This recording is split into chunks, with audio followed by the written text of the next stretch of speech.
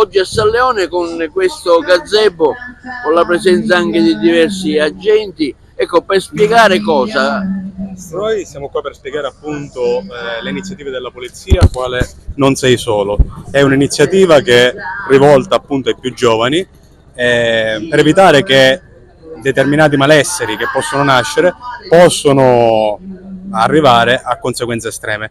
Appunto noi della Polizia di Stato abbiamo delle app molto particolari, quelle l'app UPOL, molto importante, con la quale possono essere inviate segnalazioni anche in forma anonima, video, e si può richiedere aiuto.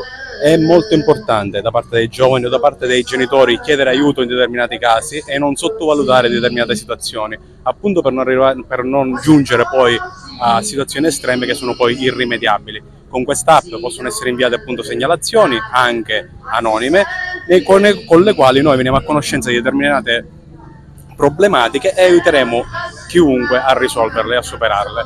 La polizia di Stato è sempre vicina al cittadino.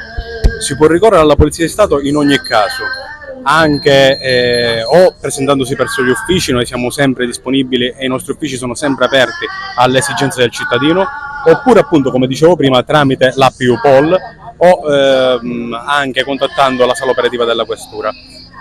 Chiunque si rivolge a noi avrà appunto il nostro supporto e il nostro aiuto.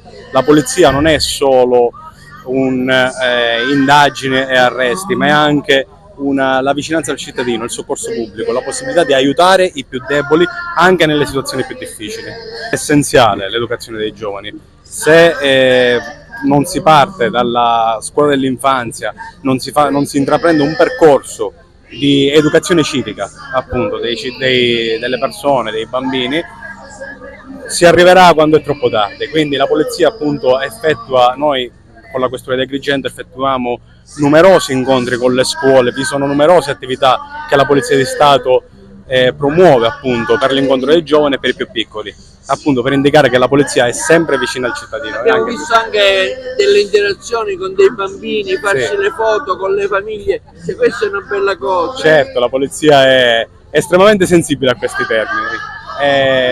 I bambini poi amano le moto della polizia, amano le divise, e quale miglior modo di avvicinarli, a renderli dei buoni cittadini e delle persone responsabili, soprattutto dei cittadini responsabili, se non avvicinandoli sin da piccoli a tutto ciò.